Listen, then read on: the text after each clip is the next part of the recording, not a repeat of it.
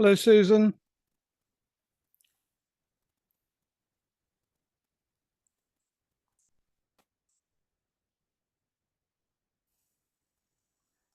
Hello, Graham? Hello, Susan. How are you?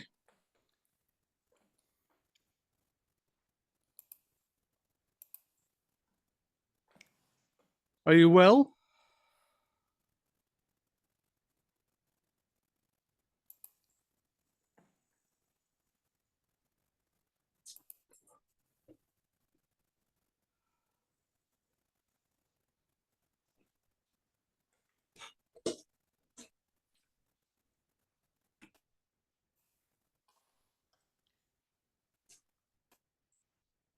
Can you hear me, Susan?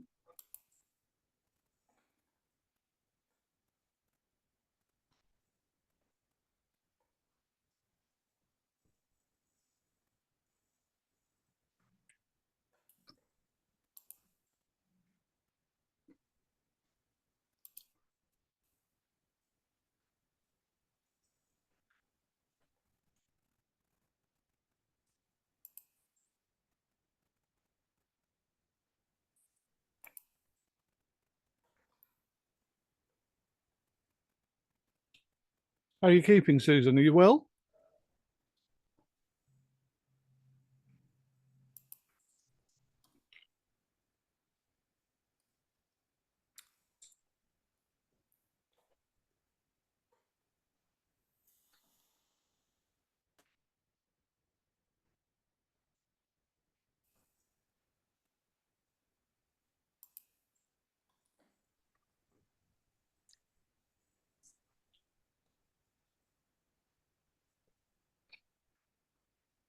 Hi, Alan. How are we doing, Graham? Yeah, good, thank you. You well? Can't complain. That's good. Doesn't do any good anyway, does it? That's for sure. You get a point and a giggle. Mm. Are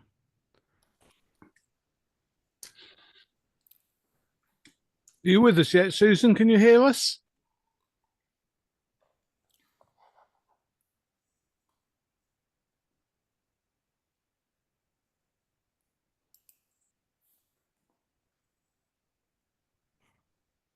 I think Susan's struggling with her sound at the moment. That's a possibility. What have you been up to, Alan? Well, I replaced my kitchen countertops and sink. Oh, wow. It was quite a chore. Yeah, I bet. And one of the apron farmhouse type sinks. Countertop was 2-inch thick walnut. All right. Heavy. I bet. Yeah. Carrying a 12-foot piece of that up through. What do you do? Do you oil it? Is that what you do? I purchased it and then modified it to do what I wanted it to do. The kitchen cabinets were built by an Amish craftsman, and I had them build me cabinets so I could make an island. I used the same countertops for the island. They're 6 foot long. And so I wanted to match what I already had. Well, a lot of finagling to going on because the kitchen cabinet, the whole base was made there, Yes. put in place and made right there. The pieces brought in, and it wasn't level, Oh, dear. so I had to shim everything. So now I'm hand making all the trim to fix all of that. So it'll be fun. Give me something to do with my spare time. Yeah, for sure. Are you retired, Alan? Are you still working? I retired 12 years ago. Oh, gosh. Sorry. I'm in my 70s. You don't look it. You've had an easy life, haven't you? Not particularly.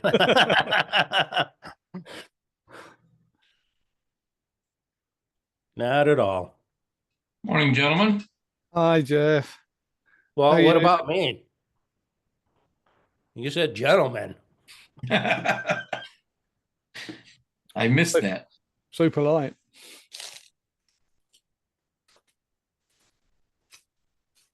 So no Alan today? He'd be along directly, I suppose. I guess he must start the recording early on, does he? No, I thought he was out of town today. Who starts the Zoom meeting and it's recording? So can you preset that?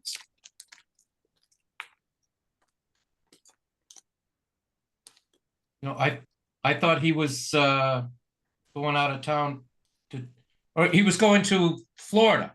Wasn't that next week? Oh, no. Or was that think it next week? was.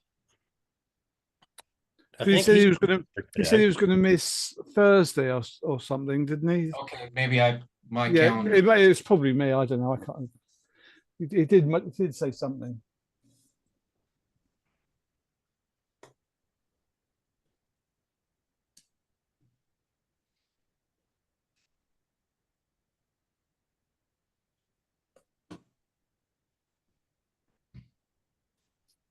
Yeah, I can't see the name Roger without thinking of Monty Python. I went to the Monty Python School for Reprobates. Went to the I went Benny to- Hill Finishing School as well. I went to a microscope sale today and bought that. Ooh. Oh, sweet. Yeah, Nice. it's nice, isn't it?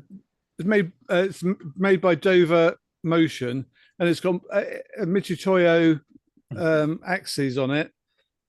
£30. I've Nice. got to use it for something. Hi, bud. XYZ. Good morning. What Morning. is that? Fun, bud. XYZ Z. I'm saying it now. Z. I'll say it properly. Yeah, I've got you. You're turning me American. You got.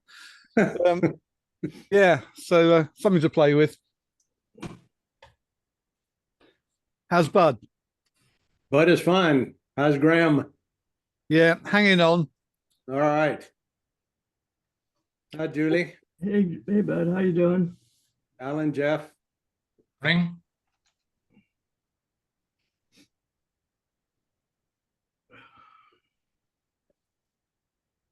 Alan kind of changed the topic on me midstream there. It looked like Thursday night he decided we were doing artifacts instead of sharpening. So we'll see if we can stumble through something here. Bud, did you get the image from that lad that talked last week at the Zoom? He was going to send Did you. not. Oh no, because I thought you were going to go through that with him. Well, he said he wasn't going to make the meeting. Oh, you already got the message? I just sent you a direct message in the Zoom here because Yeah, he said he wasn't going to make it. So I looked for pictures, but I didn't see one. Has anybody else seen a picture for me? I can No. certainly put it. no, he asked that it be postponed to the next time because he couldn't make it today. Oh yes, you're right. Probably Alan didn't get that note. I've been trying to forward this stuff, through, and I can't get there's no way to contact Alan. No, it's very frustrating when you're trying to help him, Mm. I tried to call him this morning so I could send him some pictures, but maybe he'll get better. There's nothing wrong. Not holding my breath. I think he's got too much on his plate for one person. I think he likes it that way. Oh yeah, He does. It's his own doing. Hey, Susan. Hi.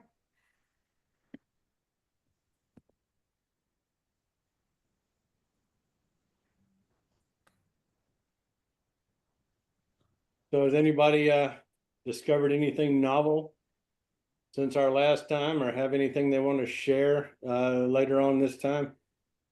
I've been playing with something called image transfer, where you print your subject on like a color laser, and then you can transfer it onto a mirror or That's something. kind of cool. Yeah. It's different. It doesn't come out sharp, so it kind of looks kind of like an oil painting maybe. So I just been playing with that last night. Julie, is that similar to printing on a T-shirt, sort of? Kind of. Well, you print on just regular office paper. You know, you just go down to the office store and get a color laser print, and then you put like Mod Podge or this acrylic medium on it, like it's like a glue. You stick it down, let it dry, and then you rub the paper away, and the ink stays behind. Oh. And then you hit it with like some clear finish, and it takes, you know. So I'm still in the middle of removing the paper from the back of this one. So I tried it on a mirror, and I got some on Perspex, and so I just, you know, playing around with it. It takes some time. So you watch a video, and you know, and you make I it feel nice. like we used to do a silly putty when we were kids. Yeah, it's kind of like that. So you Oh, print yeah. the picture backwards, so when you transfer it, it comes out positive. But you can put it on like a picture frame glass, you know, and then, you know, so it makes it kind of look 3D when you put it back in the frame. It's kind of a crafty thing, but it's What are you talking about? image transfers. You know, Oh, I thought you so were it's like a way talking to about Bondic transfers. Have you ever done them? no, but it's like that. You could use shipping tape and Mod Podge and stuff like that, and you just can get your print on like a mirror or a coffee cup or whatever, and it's Fun. I was Yeah. telling Bud the other day about something that Rick did a couple of years ago, putting a layer of Bondic on his hand or on a leaf and then setting it with the light and then peeling it off.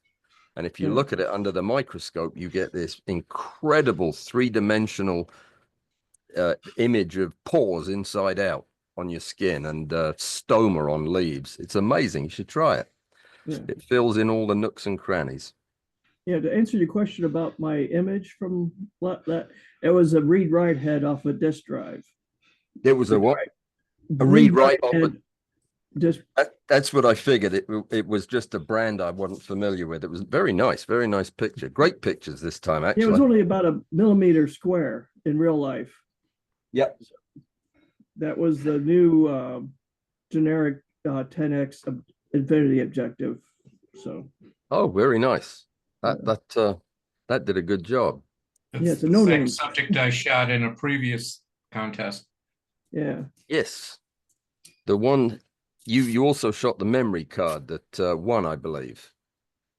Yeah, Yeah. the RAM card, lovely. Pictures at an exhibition.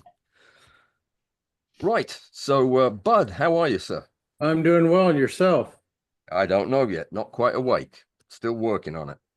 The early morning of printing and making things. I've been making a lot of things of late. So what are we talking about today? Artifact. Well, the guy that wanted to do artifacts is not going to be here, and he asked us to defer, but Oh, okay. you didn't get the message, I guess.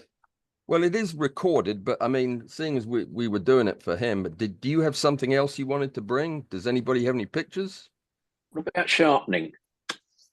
Yeah, I was doing some sharpening, and then Thursday night you said all of a sudden we were changing to artifacts, so it caught me off guard. Yes, That would but be I agree.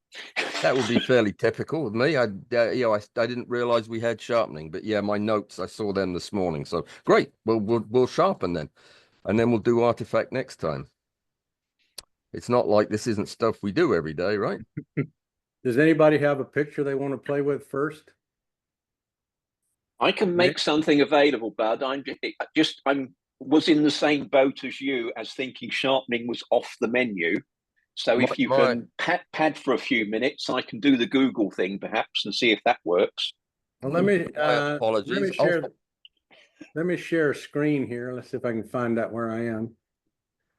Because I actually discovered a very good correlation between Zerine Stacker and sharpening, specifically the need to. So I've got a demonstration that might help you with that. Right. I'm going to share screen just for a moment here so I can show you guys a couple of things if okay. Let's see, I'm going to share the desktop.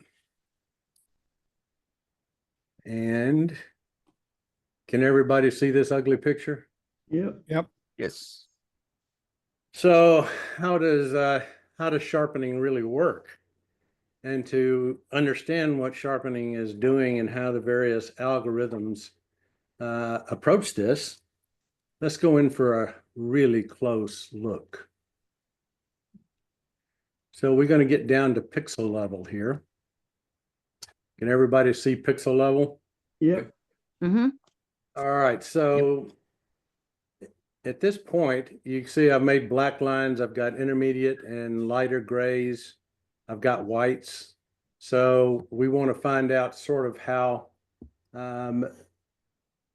everything is going to work. So let me see if I can get a sharpen filter. So let's go to, there's unsharp mask and a smart sharpen. Does everybody know the difference? No. Yeah. Nope. Let me show you the difference. I'm on the wrong level. Sorry. Hang on just a second. Now let's try that again. Filter, sharpen. We're going to start with the unsharp mask. And you get this window. Everybody see that all right? Yeah. Mhm. And so this window can't be enlarged. And it has an amount, a radius, and a threshold, and a preview button.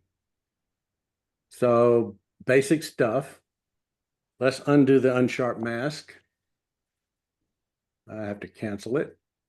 And now let's do the smart sharpen so you can see what might be the difference here. So here is smart sharpen, bigger window, and this window can be enlarged, right? So all of a sudden I could take and make this window by this plus down here, I can magnify it up to 800%. And so you can sort of see where I am over here. Let me make this even bigger if I can. And we'll move this down here.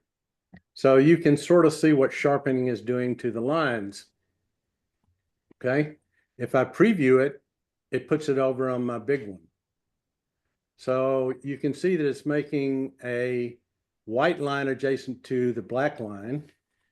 If I turn the preview on and off, you can see the before and after. So there's just a black line between two shades of gray. I'm looking at this area up here. I don't know whether I can turn on my green thing or not. Will you want me to try to turn on my green thing so you can see where I am? My cursor? Sure. Let's see if I can do that here, if it will let me. While you're doing that, everybody, I just updated the link to the AfterStack Google Drive folder. If you have any pictures that you want to drop in there, you now are editors. Everybody is an editor. Oh, okay. It's in chat. Thank you. You bet. There we go. It's a big old green box. Is that too big? No. Make it smaller. How do I get one of those? It's called Cursor Pro. I'm And a it's pro about- cursor as well. It's about a $9 item. But anyway, it helps you see if we're presenting stuff. So you saw the small window, now you see the big window, but let's take a look at what's going over here. We have the same amount radius. We have something called reduced noise. We don't have anything called threshold up there. Down here we have shadows and we have highlights. I tend not to use these because I do it another way, but this can control, let's say the highlights, I wanted to fade it. If I do this, you see how bright this is? So I'm going to give it some radius and I'm going to fade it. You see how it's getting duller? Can you appreciate that? Mm-hmm. It might be easier to see with the preview on. Oh, you're correct. Okay, let's do that. So now let's do the same thing with the fade amount. Can you see how it got duller in this white stripe here?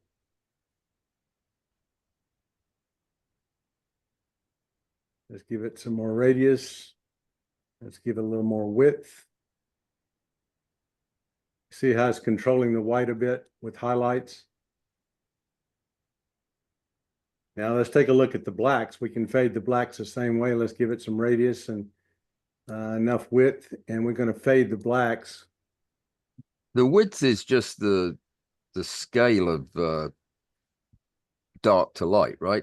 It's the The kind of the transition. intensity. It's not actual width. It's the width is 1 pixel, right? No, it actually controls more than 1 pixel, I believe, but I'm not sure on this program because I don't use this. So I keep these all canceled out because I like to do it another way, which I will show you so you can close this whole thing so I wonder why it's not closing. It's doing something goofy there. Anyway, it's supposed to close.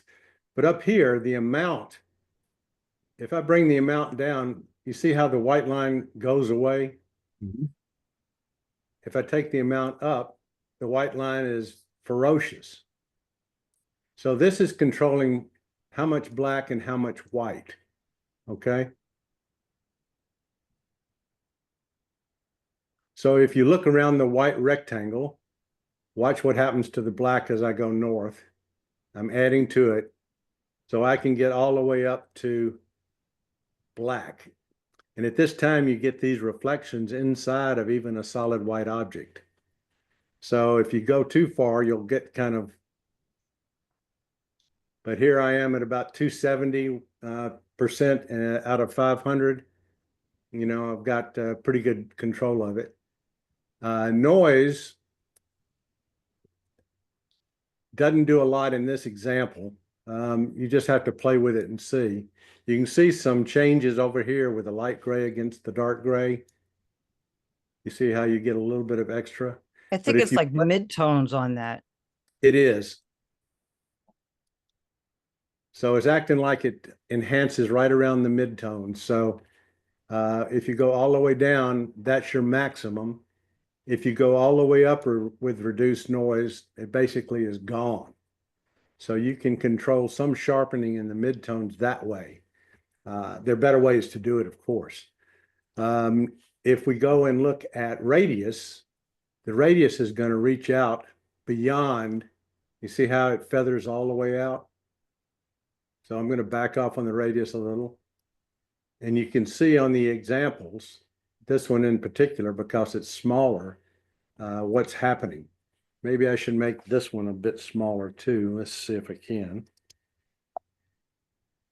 So if you're working in an actual image, what would you zoom in on to make those adjustments? What, is there something specific you would look for? Well, I'm always looking for white lines around, against the sky on a landscape, or white lines that seem to tear up an image a bit. I'm not a white line fan. I tend to use the black lines more, and I can separate them as I hope to show you how I'm going to do. So I tend to use the character of the noise to tell me when I need to back off. They're both different sides of the same coin, really.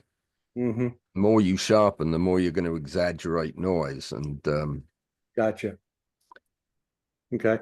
Well, you see, take a look at this white rectangle. So we have this black line around it, and it's going out, 4 or 5 pixels, it looks like, right? mm-hmm. As much as I can magnify it up. So as I reduce the radius, I can get it down a little bit more. Maybe it's easier to see on this bigger screen. If you'll look at this black line, I'm going to go again, increase the radius. Watch what happens. You see how it increased? It kind of feathers out in a black fashion. And as we decrease the radius, that's 3.2, that's 1.8, that's 0.9. And if I take the amount all the way up, that 0.9 is not getting all the way black. But if I increase the radius a little bit, you see how you can take it to black or close to it. So the radius at 1.5 gives me pretty much a 1 pixel black line with a mount at 500%. It's somewhere in the middle. it's going to look like that. There's no white line inside the white. If we look at the gray, we're looking at the dark gray versus light gray. This is sort of typical of what's going to happen in a full, 256 gray image. So you got a white line on this side of the black, and you got gray over here. Okay. I probably should have just drawn a white line so you could see it, but be that as it may. Let's watch that black line. I'm going to take the amount higher, and you can see the black line is totally black. And the white lines around that totally black line up here are getting lighter. Can you see? I may have misspoke. Watch the white lines around the black line, my bad. So I'm going to maximum. Okay. As I increase the radius, you can see what's happening.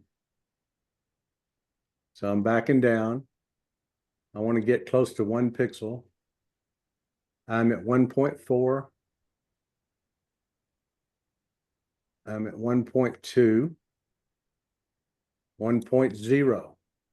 So at 1.0, I basically have a solid white line at 500%. As I back down on the amount, I'm going to make that white line grayer.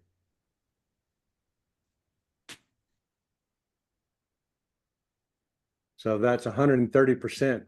So against the lighter background, the white line's whiter. Against the darker background, it's not quite as white.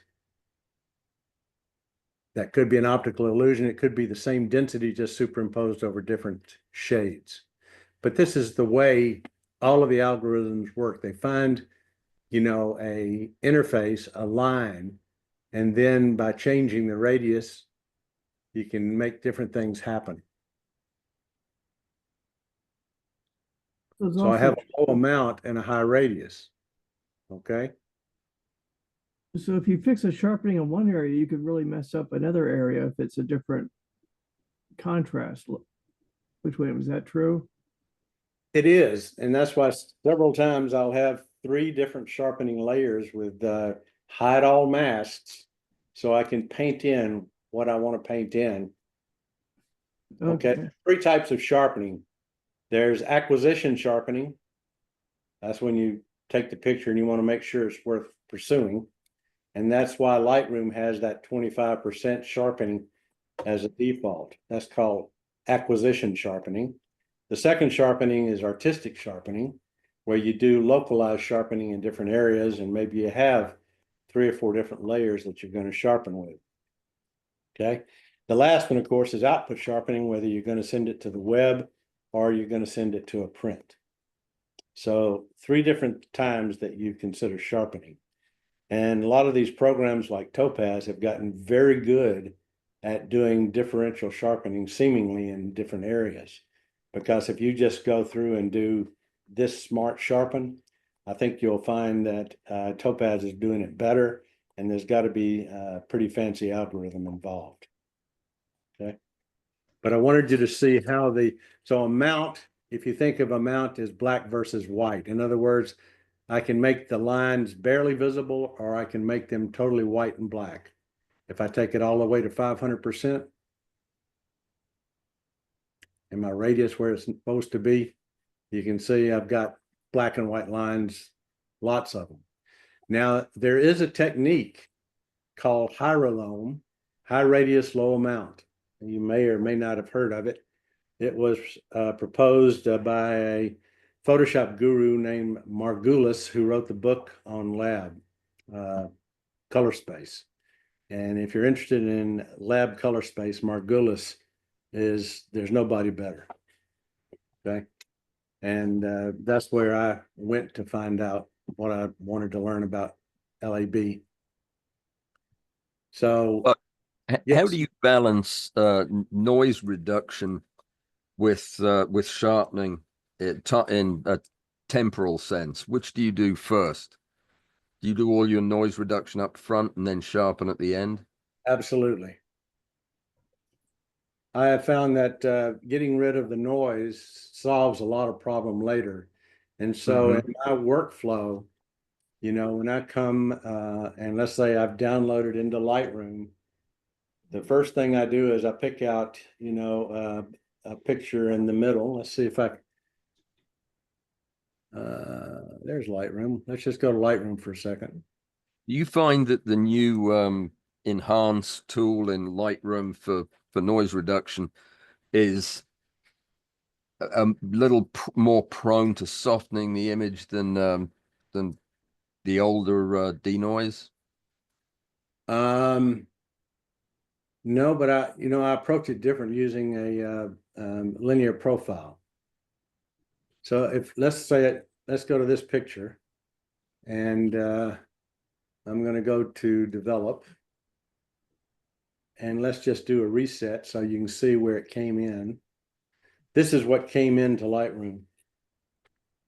Okay, so it's underexposed, and let's see, I'm gonna have to move all you guys out of the way.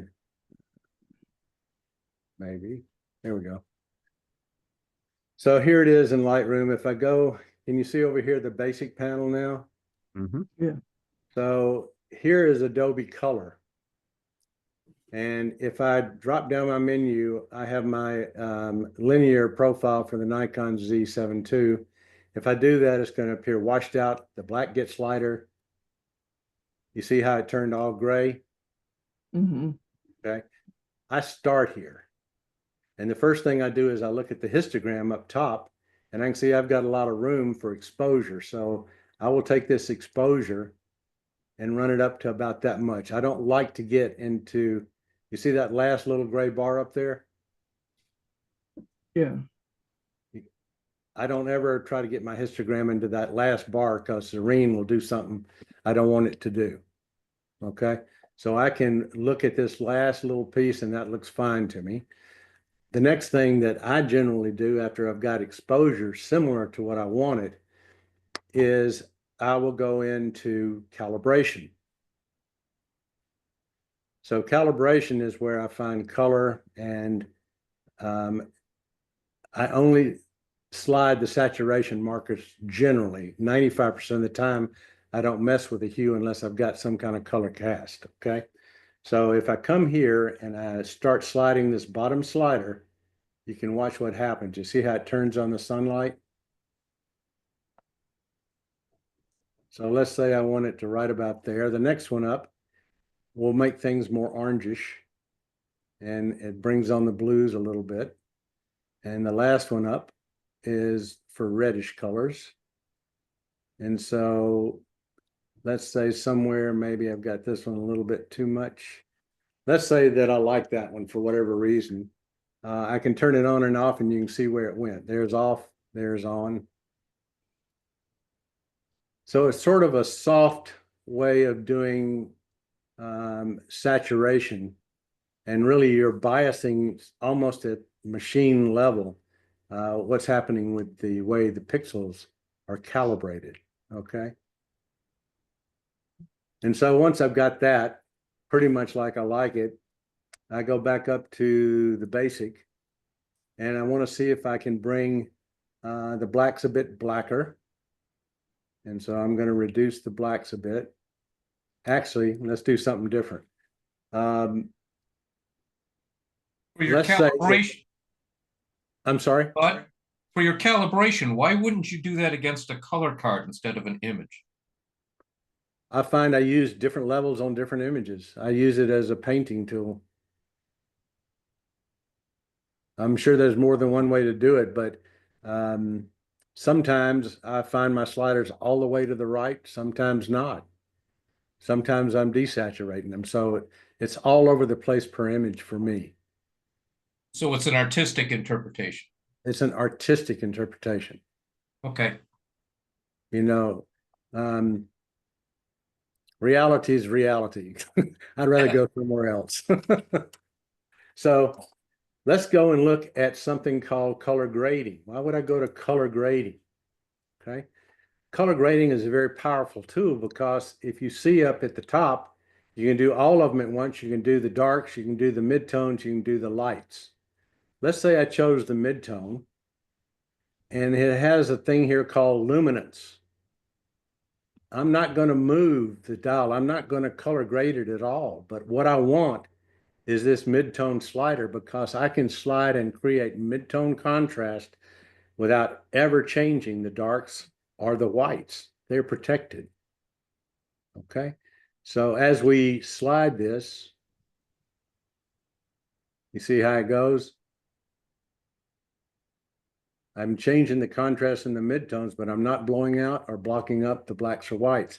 Look at the histogram up here while I do this, and you can see what's happening. You see the blacks are not moving at all. Okay. If I want that black to disappear, I don't care about that little bit, but let's just say I do. If I take the black slider and move it just a hair, look at it, it's gone. I've basically changed the black point. Okay. And so if I go back to the midtones, I can get the midtone contrast about where I want it. I don't overdo it for Zareen, because Zareen sometimes, in my opinion, seems to magnify it a little bit. I'm not sure why. Rick says it doesn't. In my hands, it appears to. So let's take a look at the highlights, and let's see what we can do with them just to ease them up a little bit. You can see how I can brighten things.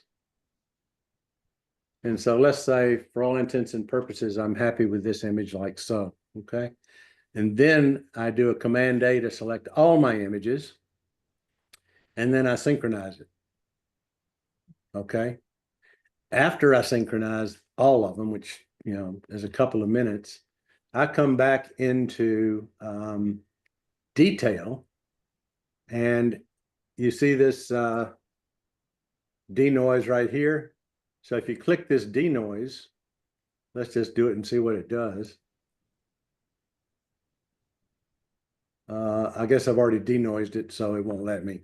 But I come in and denoise it, see if it makes a difference, and then I do it to all of them and go and have dinner, because it takes about an hour for it to do its thing. And I have a set of films over here that I was going to show you, and then we'll get into some of the sharpening algorithms and how they might work.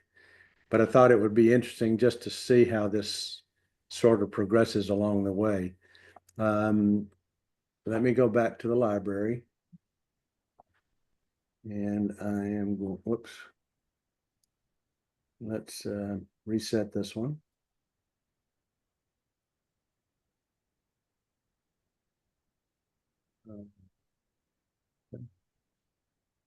And I'm going back to the library. I'm going back to this area. And here was the one I messed up, so I'm just going to go ahead and change it back. If I highlight this one, tell it to synchronize. That's not what I wanted to do. I had to be in development. Synchronize. You get this window that pops up. And so basically I've used calibration. I haven't done anything with any of these others. I don't think it works, you know, with microscope lenses, but I remove chromatic aberration just in case it does. And the rest of everything, I did color grading, I did basics, I did a profile, and that's really all I did to it. So when I synchronized it, it takes it back to where it's supposed to be. And you can see when I go back to the library that it's back. So, can I ask a question? oh, please. When you selected those two pictures and synchronized them, why did it do it that way round and not the other way round? I find that if I click on it first, the one I want, and then click on the rest of them, it understands that the first one goes to everything. Brilliant, thank you. Questions? Okay. So about an hour before this meeting, my computer crashed and took out all my Lightroom stuff, but it seems to have completed. So let's go back and see what we can do with it. This one is just the regular TIFFs. Let me blow it up so you can see it. And you can see the noise. This is, I gotta move this out of the way. This is DMAP, and you can see some of the artifact. I was doing this basically so we could do the artifact stuff till I'd have a picture to show you, but we'll sharpen just the same. And we'll try to get rid of a couple of artifacts maybe. But you can see this is the DMAP and this is the PMAX. And so the PMAX gets shorter quite a bit, but if you look at it closer up, I'm going to go to 200%. You can see it's quite noisy. Everybody see that okay? I guess I can make this picture bigger.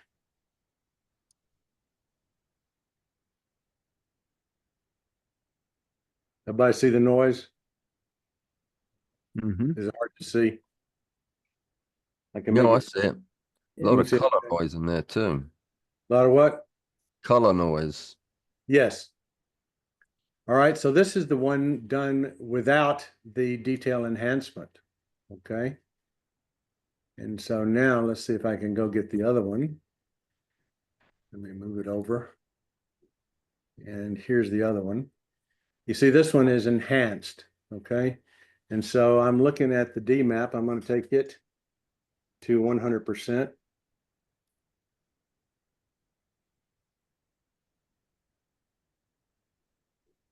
And DMAP still has artifacts, but the noise is gone. Watch the PMAX now as I bring it over. This is the PMAX at 100%. Let's go to 200% like we did the other one. And the noise is all gone. Everybody appreciate that?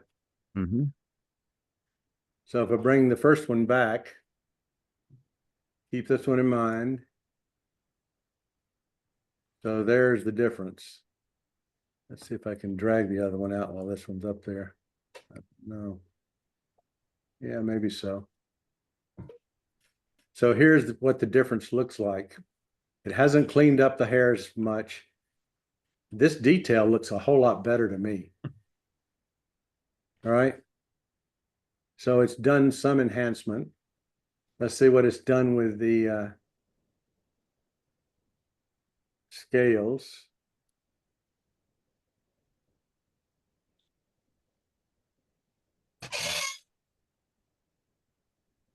Top.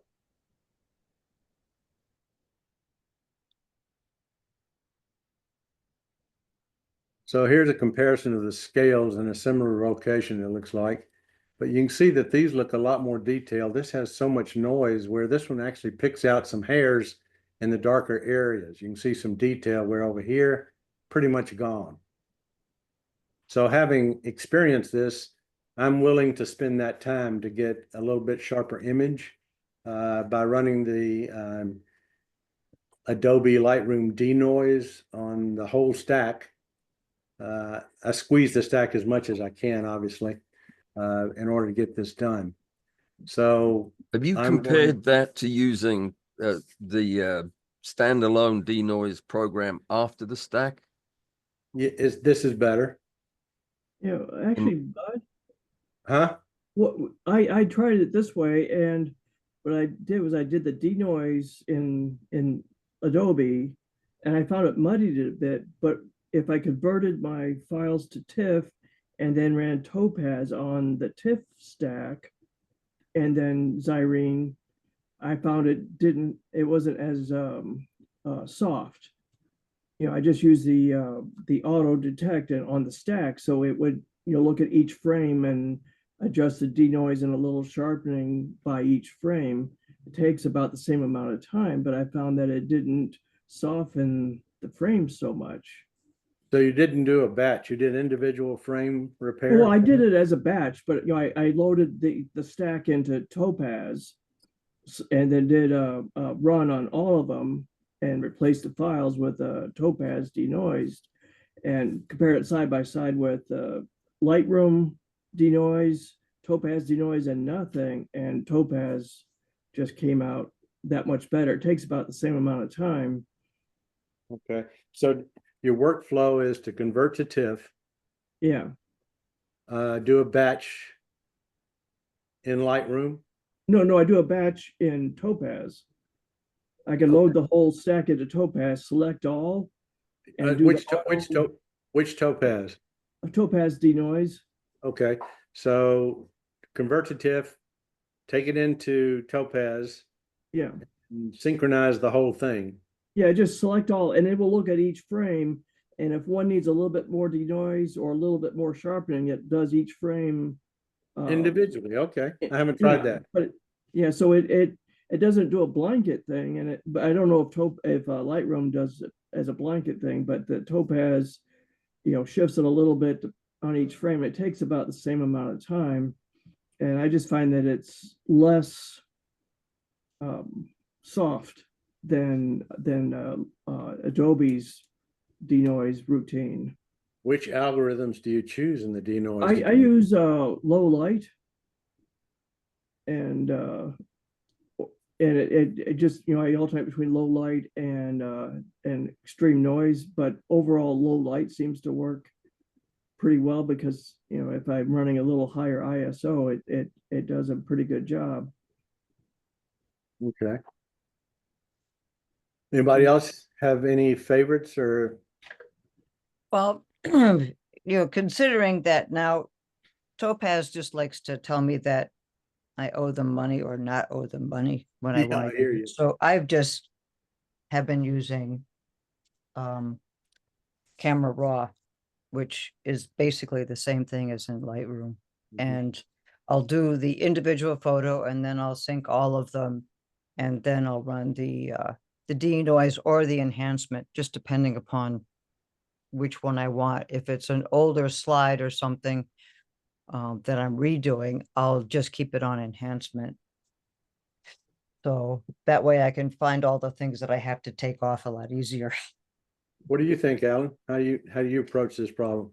Well, I tell you, I have a pretty decent computer, and I find doing the whole denoise thing before a stack to be too frustratingly slow.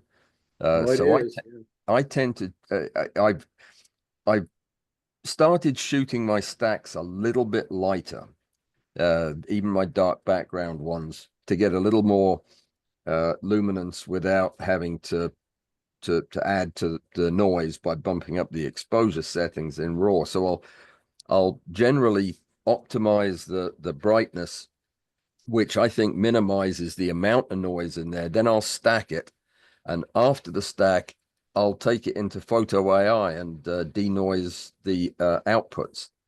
Sometimes I'll denoise the slabs and then stack them, but usually I'll just work on the final product. That way I don't do a lot of denoising on pictures that I'm not gonna in the end like.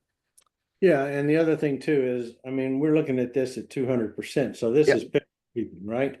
And Yeah, most- I mean, 99% of my stuff is going to be shown for a few seconds on the internet, and there's no, I'm not going to be blowing it up to poster size, and I get pretty good results from Topaz. I love the sharpening. The AI tool lets you sharpen and denoise in balance, so yeah, it works for me. What have you tried have you tried the refocus? No, I have not. I have not. It's intriguing, but I just haven't had a chance to yet. Yeah, it does sometimes good and sometimes it gets really wonky. Yeah, I'm not surprised. It's a lot of iterative math, isn't it? It is. So, by the way, this is a really excellent image of the hair pits on this beetle. oh, down here, you mean? Yeah, the pits that the individual hairs are coming out of, the black spots. Up here, sort of? Yeah, all of those. They're pits that the hairs originate from. I think they're sensory. Does anybody know? There you go. You can see them coming out right there. Lovely, lovely shot. This was shot with that 150 printing. Oh, yeah. Do they go often to the hairstylist to have them plucked? I hope not. That would be painful if they're sensory.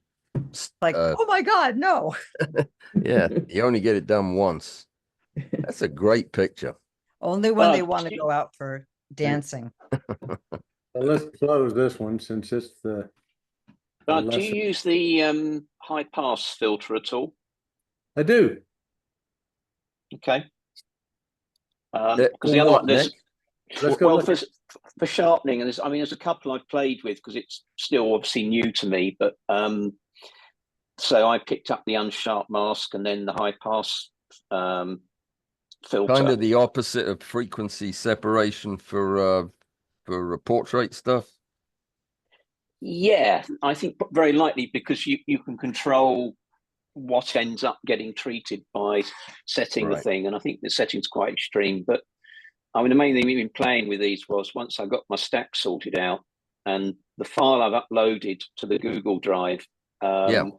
is an earlier one. I went back and sort of reran the stack to really see if sort of I could dial out the need to sharpen. But the one I've uploaded does actually benefit from it. If you run the high pass or the unsharp mask, you see a change. But the main bit I got from it was that, yeah, if you get your stack sorted, when it comes out, the sharpen tools just start to make sort of no benefit. You see the change, but you just start, causing the image to look weird. Yep. So Well, go ahead. I'm sorry. I was just saying, but I downloaded Nick's picture, so you can access it on the Google Drive if you want to work with that one. What picture is it? It's Last month's competition entry. it's the symmetric leaf entry. Or not, And as the case may be. How'd I something like that. That judge was a bit of an ass. I don't know where the Google Drive is. Can you Link in the chat. in the chat? Link in the chat. Click on that. You have access to it, and you can open the any of the files. I can't see the link in the chat. Second post. Oh, I sent it to Jeff by mistake. Sorry, my bad. Thanks, Graham, because I was scratching my head as well. I didn't realize I'd done that. It was now I think it's going to everybody. Nope, it went to Jeff. Alan, I have a question for you and for Yes. Bud. Since I may not be into bugs as much yet as the two of you, so from an artistic standpoint, what would you look for, besides like this pixel peeping sort of approach?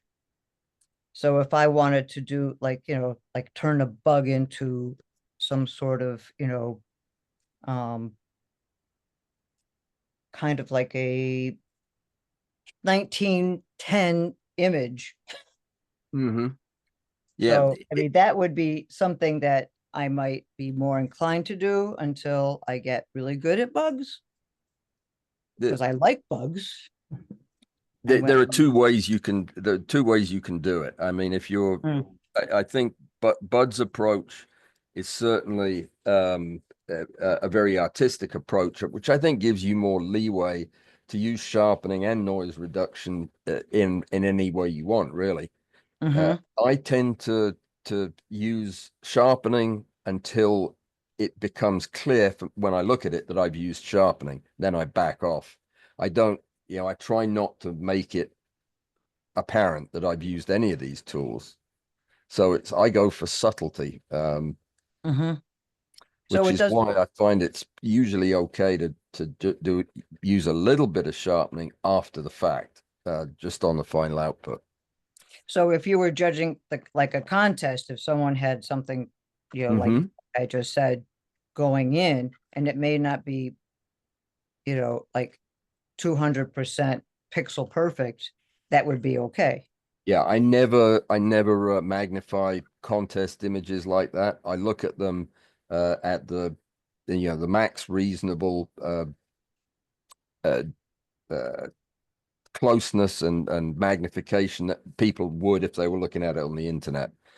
So I really don't don't penalize for a little bit of noise or a little bit of softness. If I don't know that it wasn't the effect that they were looking for. So Yeah, there's no absolutes there, but certainly I don't go into 400% and look at the edges like I do on my own pictures.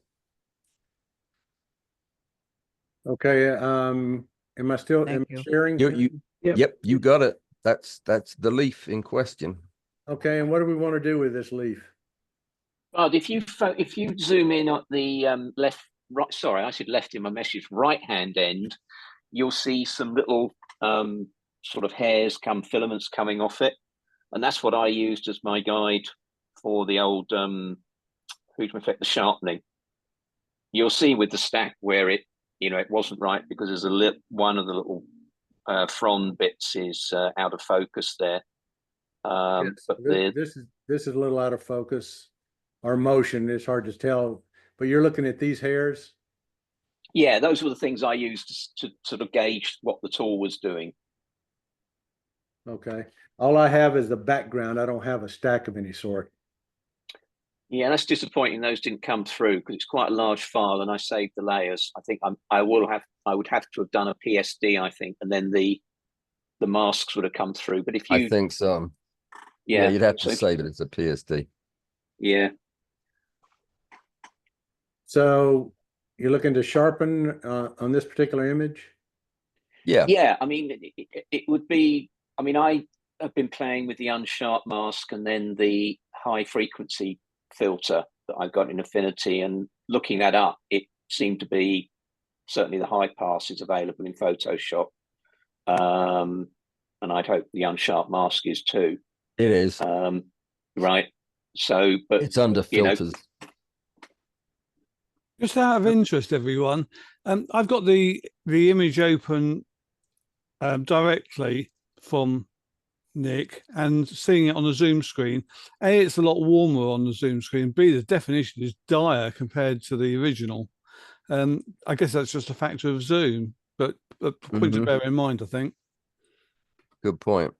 That's what I was hoping with the Google Drive, Alan, was that, if we're doing something like this, people can open up the originals. Yeah, absolutely. Yeah. I'm looking at your original right next to the Zoom, and the original is far brighter and with a lot more resolution. How do you do that? Open up the You just Drive. open it from the Google Drive. Okay. Don't open it in Zoom. Open it on your desktop. It looks far better there. You want me to try that? Let's see if I can get it to open. Well, ultimately you're going to have to put it in Zoom anyway, so you can open it and see it this way, but when you put it on Zoom, it's going to desaturate it and darken it. Let's take a look at this high pass that Nick wanted to do. This is what it looks like. And basically when you do the slider, you get just like we saw with the gray boxes, you can see it spreads out or it comes back together, but there's no amount.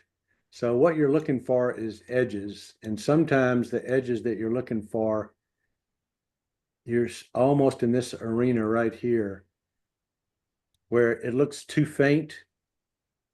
I'm at 5.6 radius. If I go to 10, it looks like, like this. That's too much. So I'm looking at something that's decreasing the black around the edges of the leaf, and I'm somewhere around 6. That's 6 exactly. So when we close, we say, okay, we've got this gray picture. So how do you get this gray picture to do what you want it to? You have to change the blend mode to overlay, always, or soft light. But overlay will bring it back, and you end up with this picture instead of where we started. See how it's sharpened? I can blow it up maybe more and makes it. So here's with it, there's without it. With it, without it. So this is what high pass does for you. It picks out these edges. It's less than the unsharp mask, perhaps. But let me show you another trick here that we can do with this. Let's take this layer 0 and duplicate it. And let's move it to the top so we can play with it. I'll turn it into a smart object real quick, just so we can change things around and make this a little bit smaller. And let's go and pick us out a filter. But what I want to do first is I want to change this to darken blend mode. Nothing happens. Not supposed to. Okay. But what's going to happen with the filter when I put it on, it's going to take the white lines away. Okay. It's only going to see the dark lines. So if I go to filter and I go to sharpen and I go to the smart sharpen, so that we have a leaf. Let's see, that looks a little too big. Let's make it one smaller. So these leaves are the same size. If I do a preview, it looks like so. My fade amount, I'm going to turn these. Yeah, I don't know. Normally it'll shrink them up, but I guess it zeroed them out. But let's take our amount. You see how this picture looks? That's the way it was. This is the way it is. If you look at the other side, there's no white lines. Watch the preview. So there's the beginning leaf with it, nothing done, and all I've used is the dark lines for sharpening. You see how I texturized it quite a bit? Mm-hmm. Now, I can take that radius, if I move it up way high and the amount down low,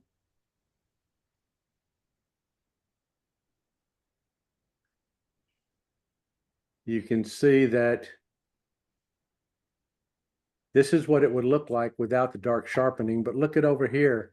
It helps to contour it some. So I'm going to turn the preview off.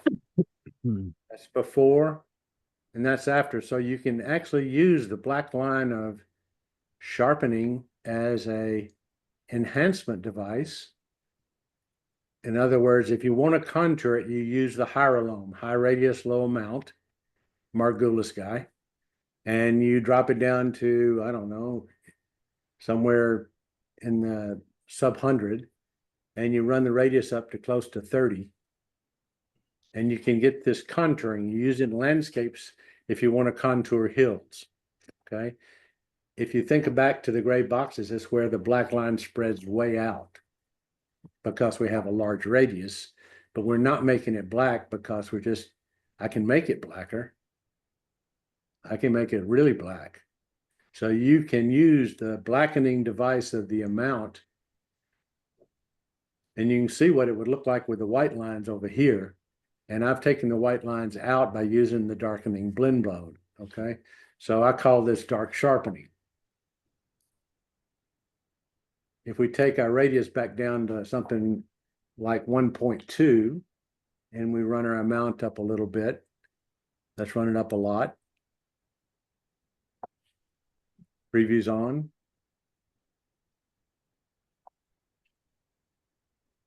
You can see it, but it's subtle. Let me bring this up a lot. See if you can see it if I do the preview on and off now. So there's a preview off. This is the original leaf, no sharpening. This is with the black algorithm only using the blend mode darken. You see how the darkening actually helps pop the white? Mm-hmm. Okay. But that is a way to sharpen, just use, and you can do the opposite with the whites. Suppose I have an iceberg and I want some specular highlights on that iceberg. I can use the white line by using light and blend mode. The dark lines are completely eliminated, and every little edge on that iceberg can gleam white, depending on how much amount I want to add to the whiteness. Okay. All right, so you're using this, you had the overlay of the underneath it, you have the high pass filter that you're blending the sharpen with. Is that, or are you doing it? Yeah, so. Let me turn this off and make sure I had it. I thought I had it turned off. I'm sorry. Okay. I think I did a duplicate and put it on top, but I'm only doing this this You're doing layer. it against the original. Okay. This is the original right there. Okay. And if I go back to, I have it on the darken blend mode. I'm going to go back to Smart Sharpen.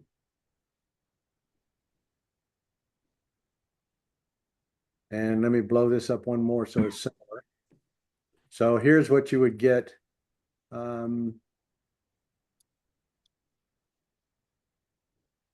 With the white lines and everything. This is before, this is after sharpening with both black and white.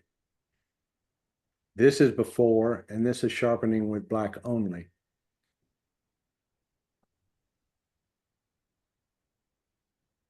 Says I'm on the darken blend mode.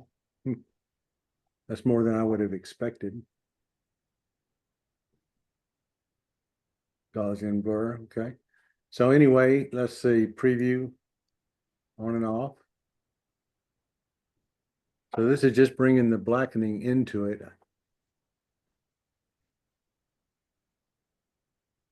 Now, while you're on that screen, what is the remove drop down doing for you? What is, I don't. It I'm says unfamiliar. remove Gaussian blur, lens blur, motion blur. If we do lens blur, it looks like this. Can't make it any bigger. Let's see, maybe I can. That's 300%. This is what lens blur does. I'm sorry. Lens blur. And this is Gaussian blur. You can see the little black lines that have formed around the Gaussian blur. Let's see what lens blur does. Lens blur is not quite as prominent. And then out here in the preview, for some reason, I'm getting that white to light up. I don't like that. Something's wrong. It says I'm on the darken blend mode, but let's just take this one and put it up on top. We'll turn it on. This is the original. We're putting it on darken blend mode. I'm going to open the Smart Sharpen. And I'm going to give it some amount and some radius. And you can see what that looks like. If I turn on the preview, that's just the dark lines. If I bring the radius down to a reasonable amount for texture, I can make the black lines grayer. I can make them darker. When you take this and you move out, let's get it in a reasonable spot, and you start moving out, you can see what the net effect might be. Here's preview on, preview off. It's very subtle sharpening. Can you see it? Hard to see. Let me give you some more amount. Yeah, it's coming through, bud.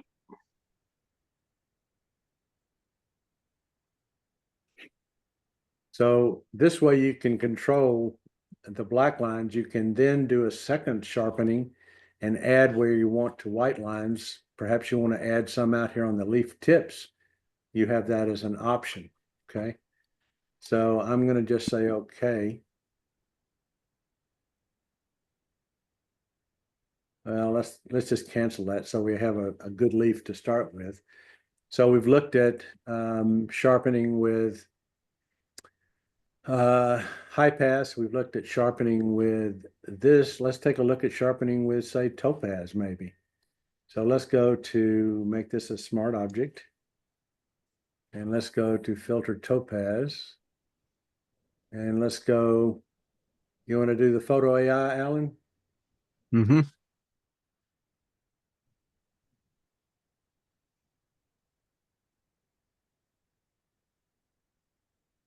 I use that dark sharpening around bug's eyes so that it makes the lenses stand out a little bit.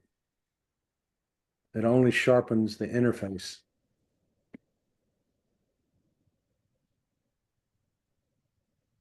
So this is a photo AI, and it's doing its analysis, and it's giving us this suggestion. It says denoise, sharpen, and adjust all lighting. So let's choose the denoise first. It's processing, as you can see in this right lower corner, removing the noise, and it's done so. Now, to me, that's a bit aggressive. What do you think, Alan? Yep. It's a bit too much.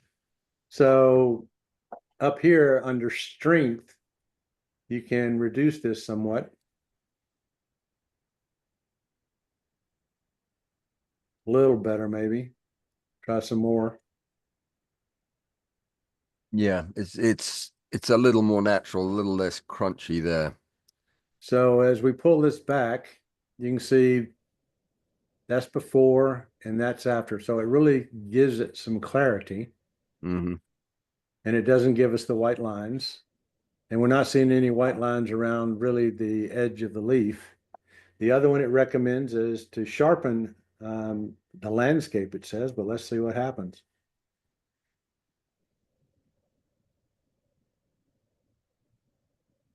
So again, I think that's a little crunchy. Let's see if we can back off on that strength. Let's see how that looks when we do before and after. So that's before. And that's after. I think it looks pretty good to me, Alan. It's got a little bit too much bright up in here. You see that? Yep. But that's the thing that you can paint out on these brighter areas using the mask. Yeah. So last thing it said would be adjust the lighting. So let's try adjust the lighting. These are all suggested by the AI in Topaz, photo AI. I've been underwhelmed by the adjust lighting Likewise. application. But let's see how it does a leaf. I'm curious. I bet it'll make it too crunchy. Now let's back it out some. Let's see. If we go this way, we can see before and after. There's not a lot at this level. There it is. So there's the adjust lighting before. So that's with denoise, sharpen, and adjust lighting. It does a pretty fair job, I think, on this particular leaf. Not bad, but it is over sharpening a little bit. Yeah, that tends to be what they do. But some of that over sharpening is because it's a small picture you're going to show on a monitor. True, true. So that's what it looks like. So, you know, that's an acceptable picture at this magnification, I think. Mm-hmm. So anyway, that's the Topaz Photo AI. It has a bunch of different things you can do. Add enhancements. You get this list: denoise, sharpen, adjust lighting, balance color, preserve, upscale, or apply autopilot. So you can apply autopilot and see what it does to it. But I think that I like having manual control myself. But But is it possible that we could go back and have a look at the original Topaz denoise, just out of interest to compare? Good point. yeah, let me see. How do you get out of here? Is there cancel somewhere? I don't use this that much. To get out of what? Oh, just at the bottom, export to Adobe, Yeah. and that'll close it. Gotcha.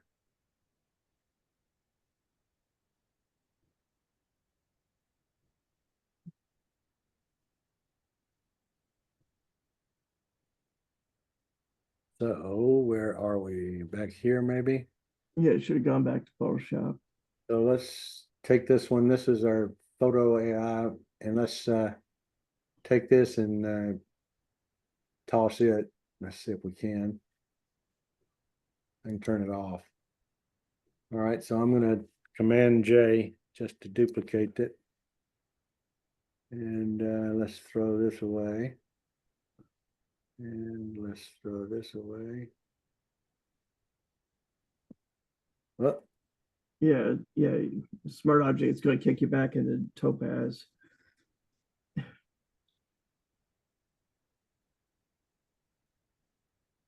sorry, guys, I clicked on the wrong thing.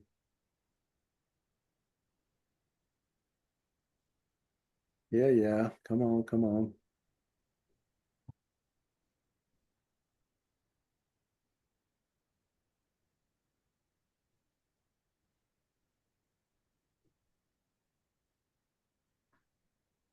Okay, so here we have the layer, and we're going to do filter. And we're going to Topaz Labs, and you wanted denoise, Graham? Yeah. Or sharpen? Denoise.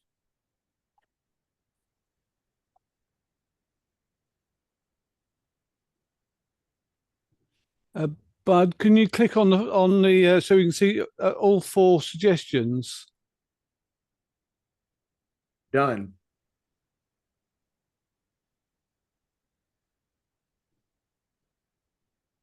I noticed they just announced a new studio computer with the M4 chip. Yep. How's that going to be better than the M3 Ultra? Ultra is going to be a lot faster, but I'm not sure speed versus it looks like the GPU and the graphic aspect is improved on the 4. I think they're going to be forced to explain themselves, Bud, because they've gone with a max on the M3, and everyone's saying, why didn't you do that with the M4? And at the moment, they've come back and said the M4 architecture doesn't allow them to join 2 together like it does the M3s and the other ones where they did a max. So there'll probably be something more on that explains why, and then we'll see what the performance is. I think comes out on the M4. I can't believe it's going to outdo the M3 Max. Can I, out of interest, what do people think about those 4 images, and which one would they pick if they had to? Down right is way over soft. These are both the same. Let's see, low lights down at the bottom. Let's take this one and make it severe noise. I was going to say I quite like top right, but I'm on the iPad, so it may not be. Standard. We'll put standard at the bottom. We have clear, we have severe noise, we have low light, and we have standard. Yeah, I quite like the standard. I think the standard on this one would be my favorite. Mm-hmm. And Out then of you interest, can we export that just as it is and compare it with? Have you still got the one that you processed in Photo AI? Have you still got the layer? Let's see. I'm going to apply it first, though. Yeah. Let me show you what I normally do. Is you click on the one you like, and then you go up to here and you get a split view, and then you can sort of go back and forth to see. It helps you to see the effect, I think. Okay, so we're going to apply this one. And it'll take us back into Photoshop.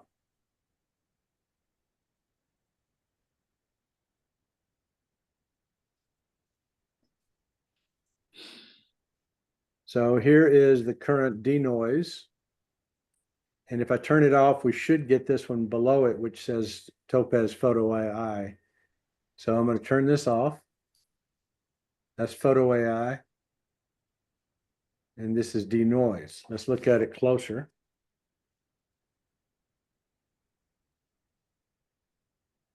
So we're looking at denoise here, Photo AI here, denoise, Photo AI.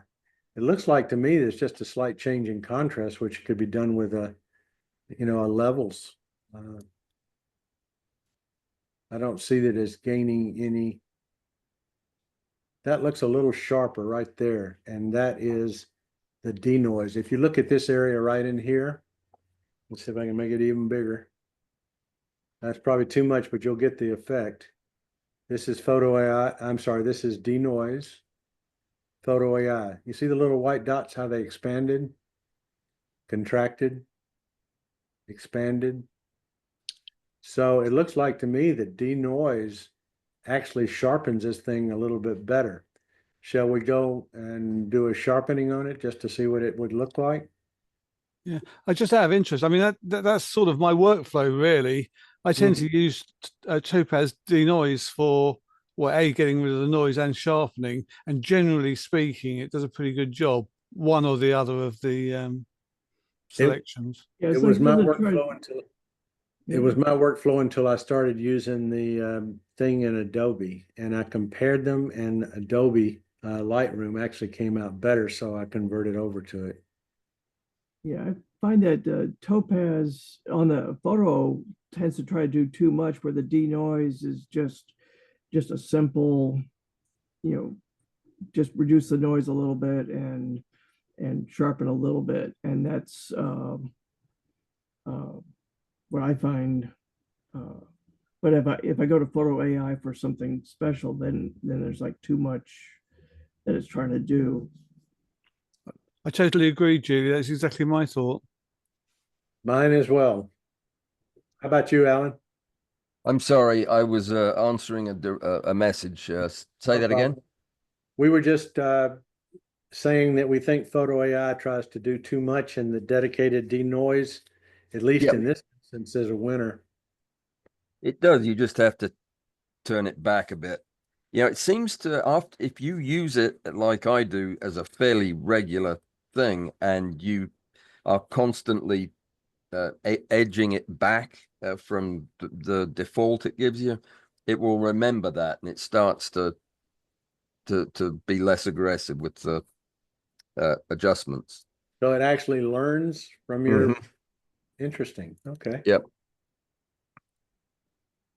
I'm sure I haven't covered something. We've covered a lot of ground. I wanted to come back and let's see, show you this one. So this was our insect, and you can see that the antenna is wonky. It's got all kinds of stuff going through it. And Classic foreground transparencies. Not much you can do about that. Well, except fix it. Yeah, except to fix it. And so I don't know how many of you do the fixing thing, but I thought I would at least show you real quick, sort of. Alan does slabs, I think. Do you still do slabs, Alan? Oh yeah. But I wouldn't, you can't get rid of foreground transparency with slabs unless your individual source images, they'll frequently give you a better result if you retouch with them. But assuming I had done all the retouching I could and I still ended up with this amount of transparency, I clone stamped that. Well, what I've been doing is if you go over here and hold down the shift key, you can obviously scroll through the images, so you can see all your slices. This instance, I think it was 1509. I did this a while ago. And what that does is it shows in focus all the way back to the base of the antenna. Yep. This is the first thing I do is try to fix it in retouching, but I don't always get, good enough individual images. These are good ones. So what I do is I go and then chase it all the way out the thing until I get to where it's 1469 is where I went. And then if we process this, so basically I'm at 1469. I'm going to go back up here to 1509. Oh, you're gonna just do a selected substack. Yes. I probably it depends how much transparency there was. If I could, I would just retouch from individual frames, unless my step size was so short that I had 100 of them. So you don't substack at all?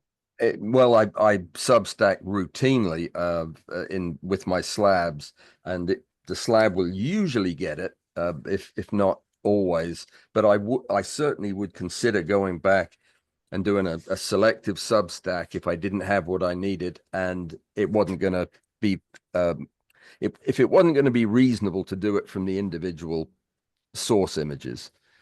These aren't. You've only got what, 10 images that cover the whole span of focus there on the antenna? I got from 1469 to 1509, so that's 50. Oh, okay. Yeah, well, that's different then. slab of 50. So Okay. with it reaching the bottom over here, it will give me another Pmax. Mm-hmm. Remember, these are the enhanced images, so it's already gotten rid of the noise. So there's the Pmax. And the first thing I do is I right click it and I rename it. So I know what it is. So I can call this the right antenna. Mm-hmm. Okay.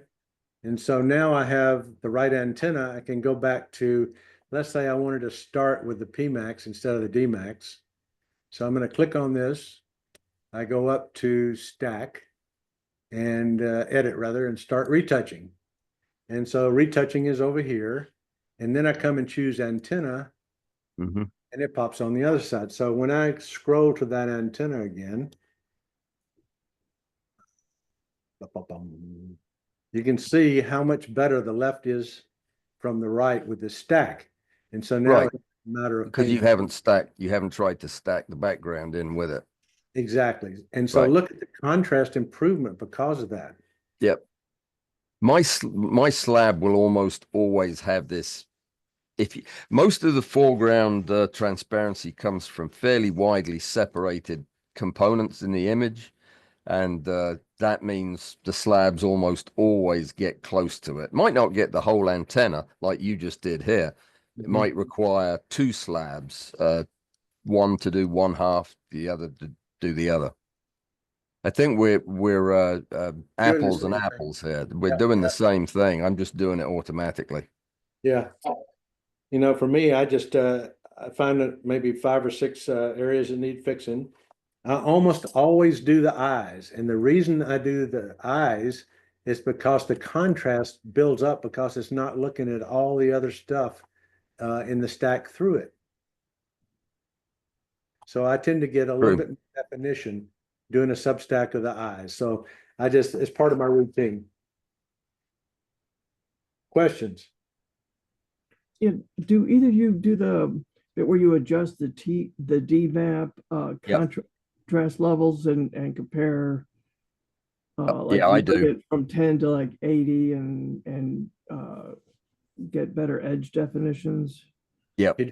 Could you discuss that, Alan? Tell us a little bit more about it. Oh, she's talking about the estimation radius, and there are two settings in the DMAP that you can adjust, and really the effect is fairly minimal at the end of the day, but it can help you with images that have a lot more crossing detail. You're talking about this window here, right? Yep. Yeah. Yep. The ER and SR, the estimation radius and the smoothing radius, they're set on 10 and 5 by default, I think. Is it 10 and 5? Yeah, Or that's 8 the and 4? default. And I find Yeah. often if I push it to 40, sometimes I get better stacking. You know, it doesn't. Well, it's different for every image. I mean, and different lenses. Exactly. Yeah. So, I mean, the thing is, if I get a stack that looks bad and the overlaps there's a lot of artifact, I can reduce artifact by pushing the sliders to the right. Generally speaking, the less surface definition there is, the further to the right I'll go.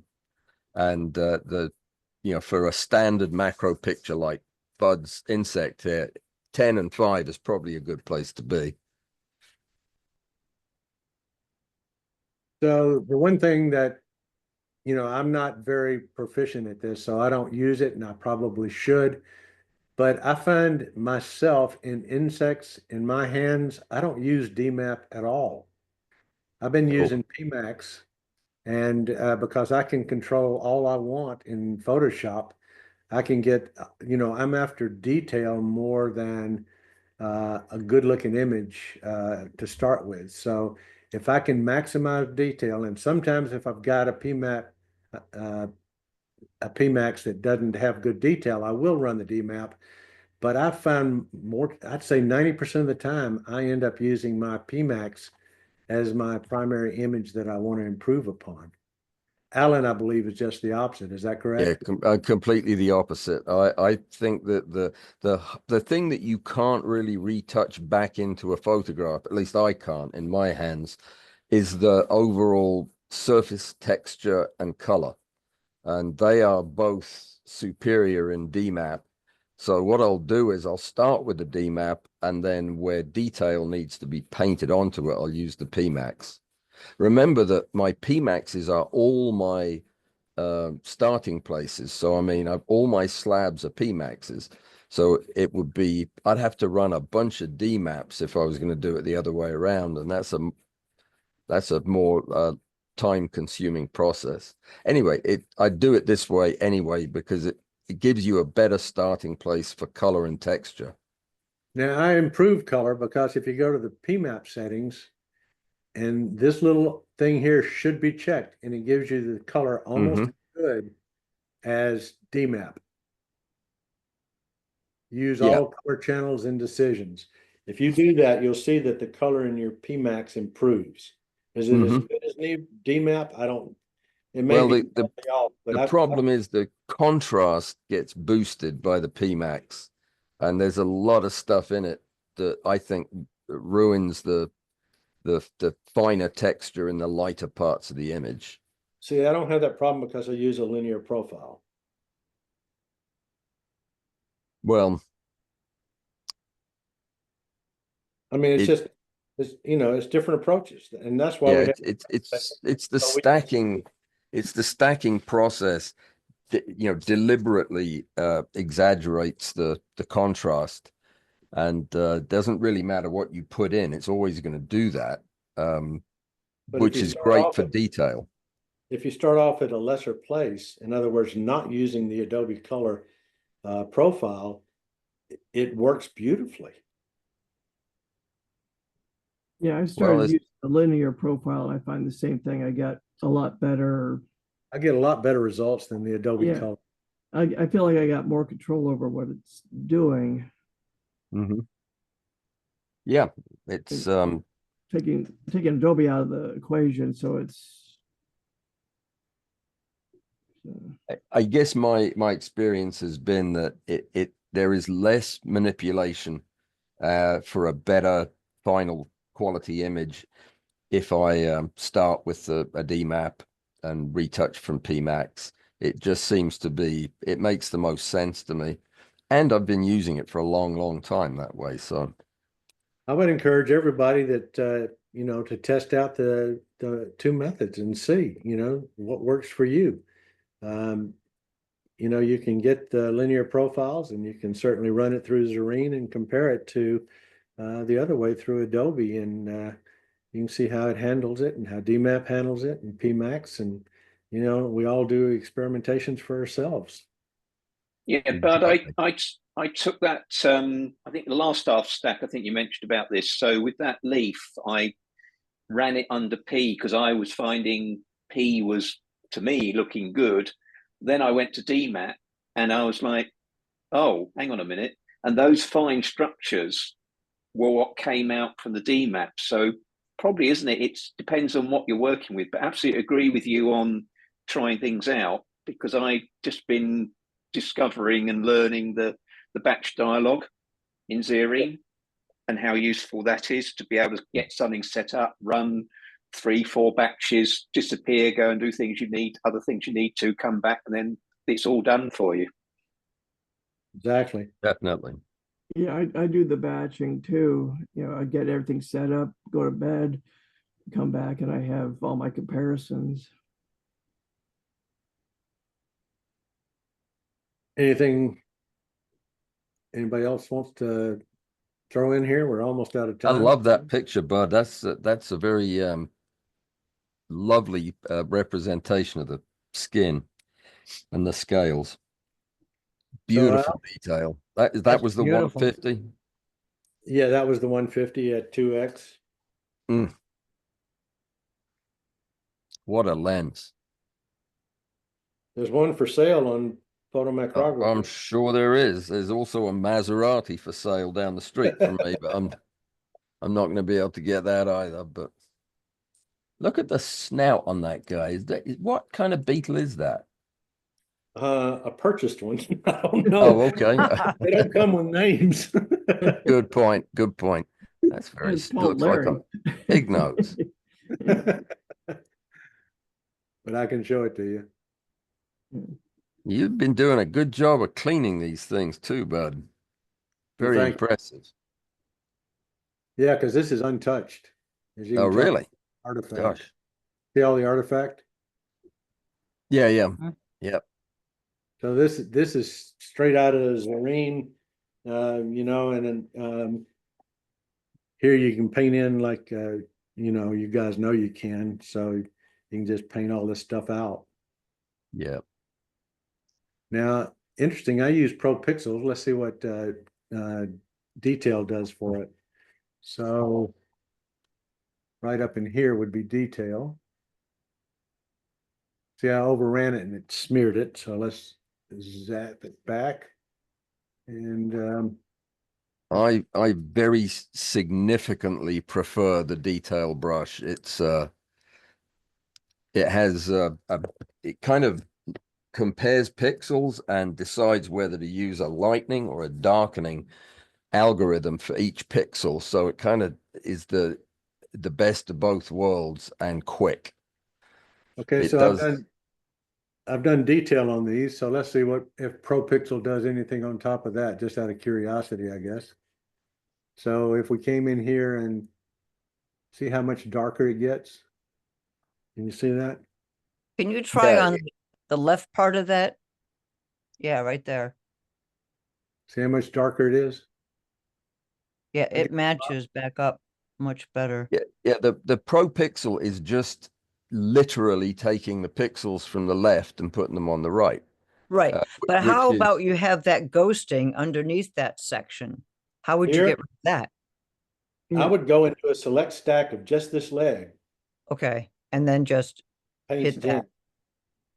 Okay. That's what I do, because it'll give me a lot more contrast on this side and this side. Mm-hmm. We got 3 minutes, I could maybe do it, but let's just, No, it's okay. okay. But if you go, you'll find out this gets darker, lots more contrast on both sides. And then you Mhm. just paint in, you have to be careful of some of the hairs, but you know, so get in close and go around them. And you'll see that it works quite well. Yeah, also it's important to work from the closest to the back so that the right things are on top. Yes. And so watch how dark this gets with, let's see, I'll do the detail first. So I'm doing the detail. Looks like it darkens it up a little bit. Let's go to Pro Pixels. And this will probably get blacker and darker. Mm-hmm. Yeah. And if I Command Z it, watch the difference. You see it? Let's see, I have to go back. You know, the benefit of using the default brush is that it's going to protect your balance by applying applying the clone, if you will, dependent on the lighting in the actual group of pixels you're looking at. So it's usually going to give you about the same result as using the pixels, but it's not going to put you in the clipping range in your darks or blow your highlights. It kind of just balances the light better, I think. That's So why I Alan, use quick. this is my first stack with your device, your motor. Oh, cool. Wow. Nice. What steps length did you use? Half a micron. Well, you can go down lower than that even. That's nice. This is at 40x. Wow. That's pretty good detail. Yes, it is. Hope And that's not tap water. It's like a stack of 20 just to get through this diatome.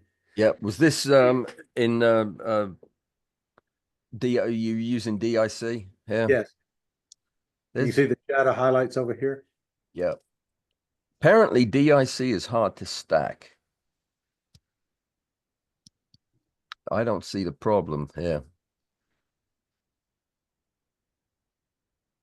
So anyway, I just thought it would be That's interesting. beautiful. That is a lot of detail. I'm loving that. So Alan, this is using the regular Wii macro motor. No, this is using a stack shot, Oh, okay. stack Control. shot motor, stack shot controller. Bud's using it on his new microscope, but if I was doing it, it would be on this focus block. Yeah. Yeah, because I saw Wii macro has a micro. Yep.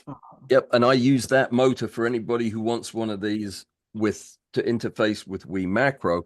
I use one of their 400 step 0.9 degree motors. Okay, Doesn't that's really. a different motor. That's a different motor than the regular Wii macro. Yeah. No, Okay. it's the same motor as the Wii macro, 400 step per revolution.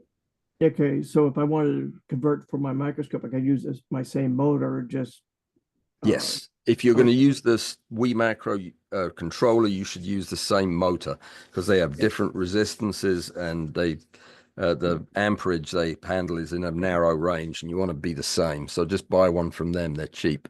Yeah, I have the Wii macro motor, so I could convert it over for my microscope. I wouldn't recommend doing that. Okay. Buy a second one. They have a lot of hot glue that's used to hold the cabling at the top, and it's hard to get it off the rail. I did it, Okay. but I shouldn't have done. Just I buy see. one of their motors. It's that's what it would look like on your microscope. Okay. Yeah. Who made that one, Bud? That looks brilliant. It is, but there's one thing that we didn't take into consideration. I mean, this worked beautifully, and I shot that series that you saw with it. But these screws tear up the plastic wheels. Yeah, no, we knew that was going to happen. I mean, I just need to re-engineer and rethink that.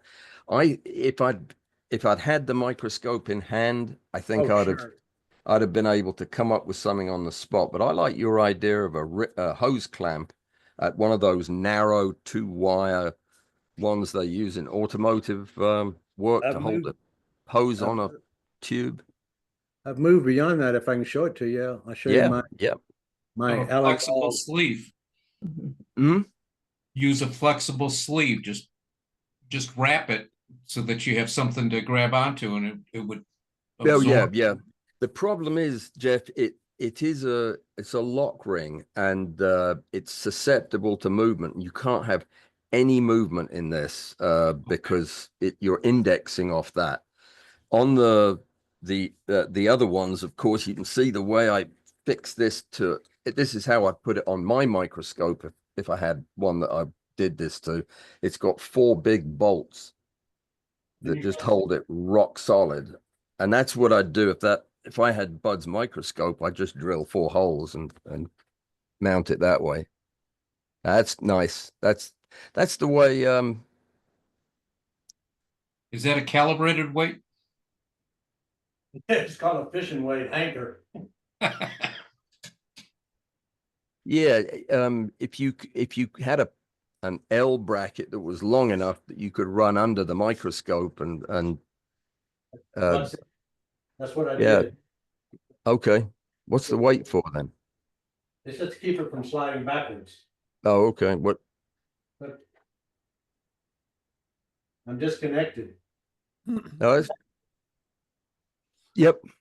Would That's pretty much the what the Wii macro system looks like, except with a different interface. That looks good. I'd put a flexible coupling in the middle personally to take any strain off that fine focus knob, but still work. What would you Yeah. do? Just use a piece of latex tubing to act as a buffer. Or one of those flexible couplings like I use or Ellen uses. Yep. I don't understand what you're saying. Putting a I don't have one on my desktop. It's It has it's the a coupling zigzag that cut all the way through it.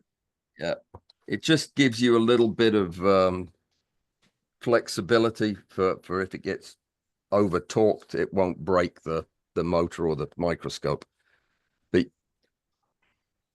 we're using that focus knob has 0 torque, so it's probably not. Yeah, it turns effortlessly and it's beautiful. The one thing I didn't realize that it was a real plus is that when you turn down the speed on the stack shot controller, I turned it down to 200 microns per second. You have the ultimate fine focus tool. Yeah. Let me answer one question that people have asked, that if you have a stack shot, and I'm getting ready to go from a stack shot to a stack shot 3X controller. I've got one of those. Hmm? I've got one of those. Cool. Yeah, I've got a 3X controller. I've wanted one to, just because people ask me to teach them how to use it, and I don't have one to use for demonstration, but somebody's trading me this one for that one, so good deal. People have asked, if you get a focus block, or if you're using a focus block and you're using a stack shot, how do you do the conversion from what the stack shot's telling you your distance is to what your new rig is giving you? You get a certain, there is a certain distance for every step that you get with this, and it's going to be about 1/10 of that if you're using Nikon microscopes on the focus block. But you can actually change this in the configuration settings. There's only one thing you got to change. If anybody has used this recently, you'll know a long press on the config button will open up a sub menu that has 2 things in it: the backlash control and the distance per revolution. The distance per revolution is how far it moves the stack shot rail for 1 complete revolution. It's about 1.58 millimeters. Is that about right, Bud? I think it's 1.58 millimeters. So 1,588 microns. The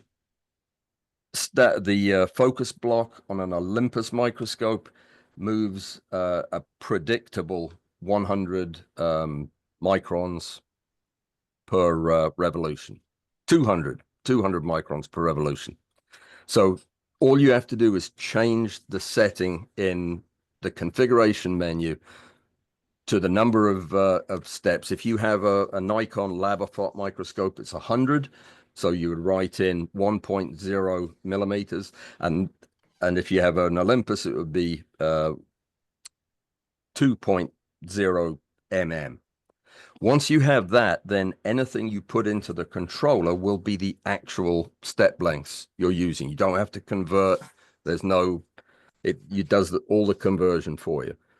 The hard part is to save it as a setup, save it as a configuration so that you can switch back and forth if you also are using the rail. Guys, we're out of time. That's all right. So what do you guys want to talk about? Just bring some pictures and we'll talk about whatever pops up. That's the most fun with a round table. Yeah. Yeah, we're still going to the next one. We're going to cover the artifact that our new friend wanted to talk about. Fair enough. Yep. If he sends you a picture, Alan, would you forward it to me? Yeah, you now have complete access to it with that link right there. Any pictures he puts in there, or any pictures anybody puts in there, you and I can retrieve. Well, I better copy that link then, right? Yep, that's an important link. I have also updated the Zoom link for those of you who are Patreon folks. That is now also anybody can edit, so everybody has access to that. Mike, could you, if you're still on, could you repost that link I sent you? I can do that. I can do that. That'd be great. Mike will post the link that's the new corrected folder. So, all right, guys. Well, thank you. Great job, Bud. That was a lot of fun and a lot of interesting stuff. We covered a lot of territory. I hope it wasn't too confusing. Yeah. Thank you, Bud. Thanks, Alan. Bud. Thank you, Alan. Thank you. Thanks, guys. Take care. Love care. the motor.